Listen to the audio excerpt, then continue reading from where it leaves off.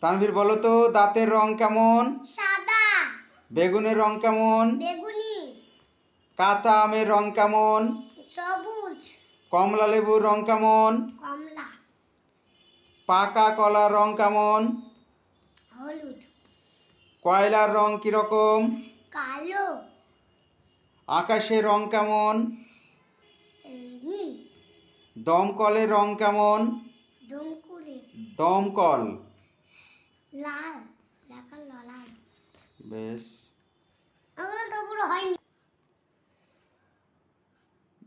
বলো, আমরা চোখ দিয়ে কি করি? দেখি। আমরা মুখ দিয়ে কি করি? কথা বলি আর খাই। আমরা হাত দিয়ে কি করি? খেলা করি আর কাজ করি। আমরা নাক দিয়ে কি করি? গন্ধ শুকি। আমরা কান দিয়ে কি করি? ডাক শোনা যায়।